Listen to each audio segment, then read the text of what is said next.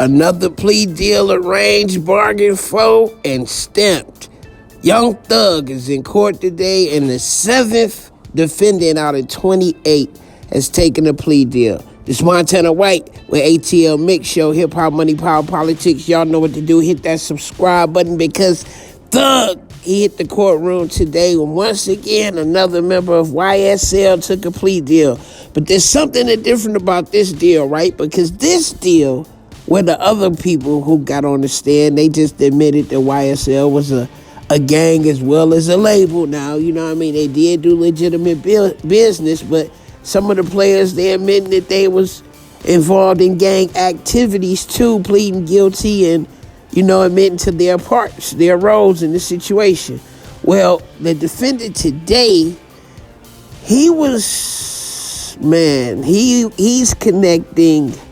he's connecting the murder to it all, right?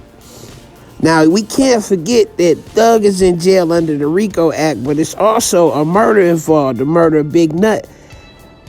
Big Nut, who put YFN Lucci on, who Thug had one of his other defendants plead out to wanting to kill YFN Lucci, and Lucci sitting in Fulton County right now on a murder charge because one of his homeboys got knocked off while he was driving the car. Today in court, one of Thug's co-defendants admitted to picking up the crew that was sent out to kill Big Nut, right? Once he picked up the crew, he admitted to where they met at and what they did after the hit went down.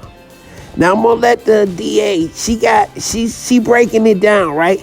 But this don't look good for Thug because remember, everybody that took the plea can be called back to testify as long as it doesn't incriminate themselves or they've been given immunity. But at this moment, you know, he got like 15 years of probation time served, something else.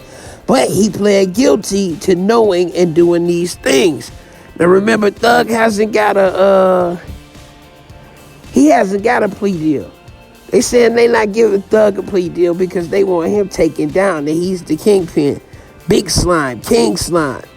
And another thing, one of the people that's been posting things about this case, they said that they'll give anybody a deal who wasn't a part of the crime, right? Like if this crime would have still happened without you being there, you could get a deal.